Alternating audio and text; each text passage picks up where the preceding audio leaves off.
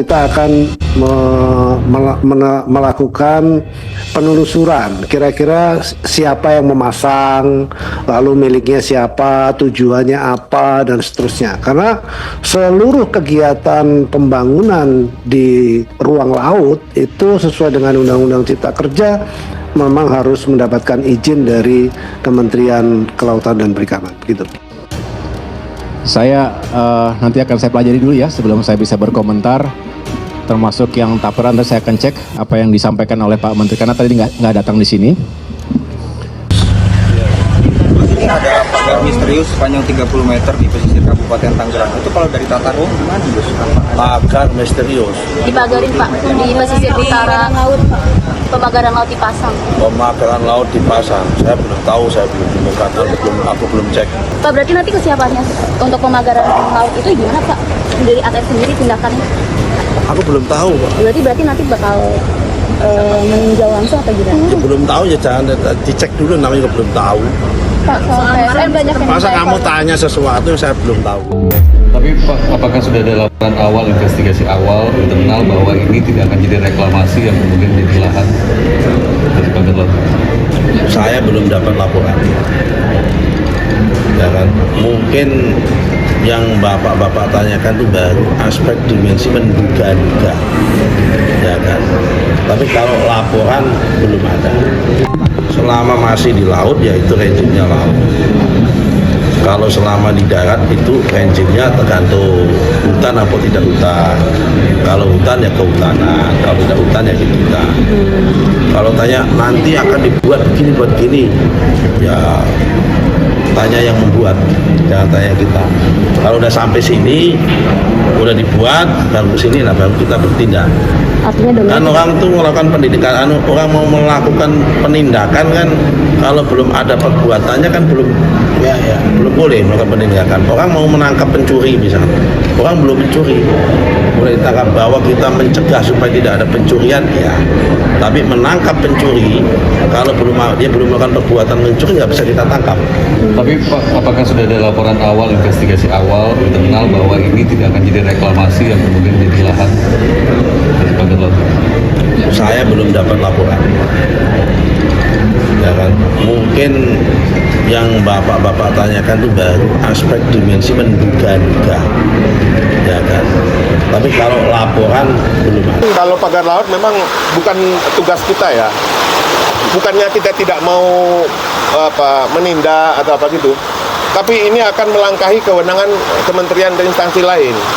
Ada yang lebih berwenang dan punya undang-undang untuk menegakkan itu. Mudah-mudahan ini ada titik terang lah. Memang harusnya berprinsip yang perlu dibangun dulu itu nelayannya.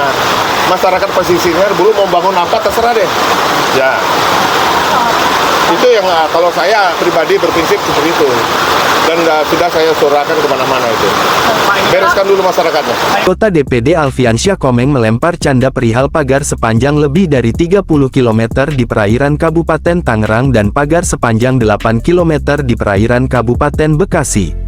Mulanya, anggota DPD asal Banten, Ali Alwi, menyebut bahwa yang memasang pagar laut itu adalah orang yang serakah.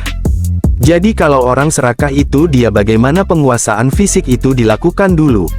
Awalnya pagarnya pagar bambu, tapi lihat nanti sebentar lagi jadi pagar beton, ujar Alwi di gedung DPR, Senayan, Jakarta, Selasa tanggal 14 Januari tahun 2025. Alwi curiga pagar laut itu tidak dibuat secara mandiri oleh warga. Apalagi, seperti di Tangerang saja, pagar laut itu panjangnya mencapai lebih dari 30 km. Mau direklamasi atau mau diapa kita enggak tahu. Yang jelas ini adalah keserakahan, tapi nanti kalau sudah terlalu serakah nanti kayak Los Angeles hehehe, katanya. Lalu, Komeng yang ada di samping Alwi ditanya hal serupa perihal pagar laut misterius tersebut. Komeng berseloroh seharusnya ada kerja sama dengan perusahaan terali. Itu harusnya ada kerja sama dengan perusahaan terali. Jadi enak semuanya kerja, yang mager dapat duit, yang dipager juga dapat duit, kata Komeng disambut tawa anggota DPD lain. Boleh dimiliki, apalagi pasca keluarnya peraturan MK nomor 3 kan, itu berubah rezimnya dari sebelumnya bisa dikuasai secara spesifik oleh personal, dengan keluarnya MK nomor 3 tahun 2024 itu, maka laut itu kembali menjadi milik negara. Ya, sebagai sebuah sumber daya negara, maka prinsipnya tetap kembali ke pasal 33 bahwa pengelolaan sumber daya itu harus kemampuan rakyat. Karenanya dalam pengelolaan laut itu menurut saya tidak boleh melanggar dua prinsip. Yaitu pertama, tidak boleh merusak ekosistem. Yang kedua, mengganggu penghidupan masyarakat pesisir. Khususnya nelayan ya? Khususnya nelayan. Oke, saya...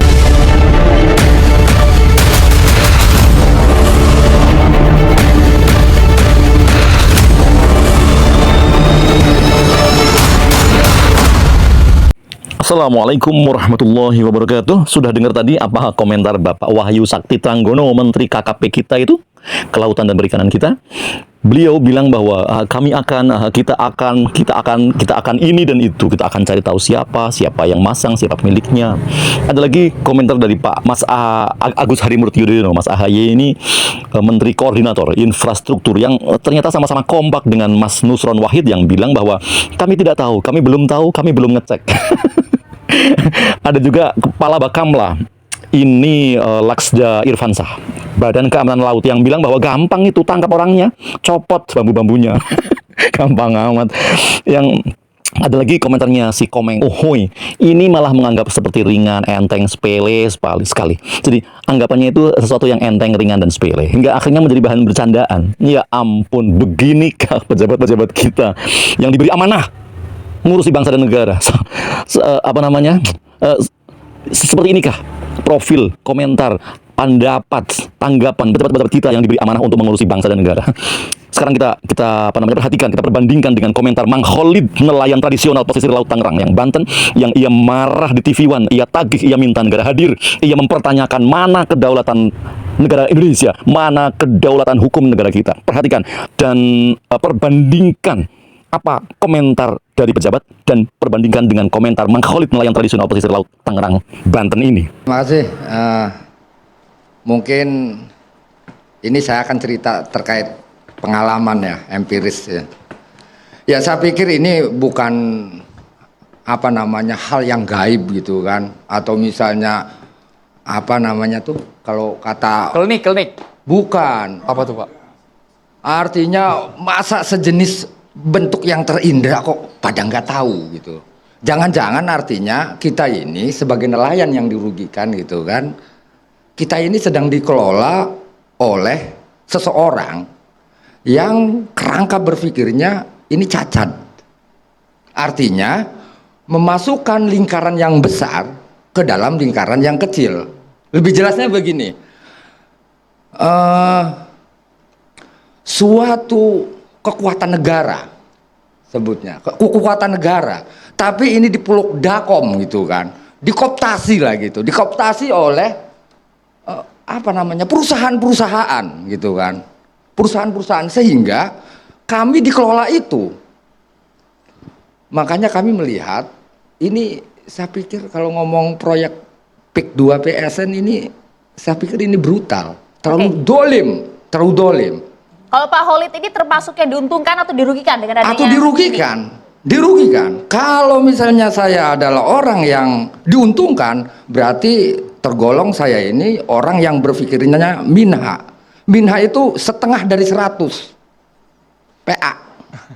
Kalau saya sebagai warga nelayan, warga petani, kemudian ada proyek PSN PIK 2 yang di PSN ini adalah misalnya diuntungkan, ya saya anggap saya ini nggak normal. Sebentar Bapak, sebelum kita menuding perusahaan atau Bapak tadi sudah secara gamblang menyebutkan PIK 2, kami ingin tahu, ini kan berbulan-bulan. Iya. Berbulan-bulan, apakah betul pendapatan tergerus? Karena di satu sisi ada nelayan lain yang bilang, memang kami yang memasang inisiatif. Jadi nelayan yang mana yang kami percaya Bapak? Ya, kan kita punya cara berpikir rasional. Masa sih nggak bisa ngebaca mana yang ngaco, mana yang enggak? Wong saya aja nelayan bisa kok. Saya nelayan bisa melihat mana yang benar, mana yang salah. Dibangun itu memecah ombak untuk mengatasi abrasi. Maaf ya, Pak Khalid. Saya pertama berpikir, oh ini untuk budidaya rumput laut. Saya pikir ini juga bukan metodenya seperti itu. Saya mencoba berpikir untuk jadi nelayan sero. Nelayan sero itu adalah perangkap ikan yang harus memasang bambu-bambu yang panjang, kemudian ada waring di bawah, kemudian ada apa namanya sebutnya jeratan ikan di situ. Ternyata saya amat-amati ini juga bukan sero.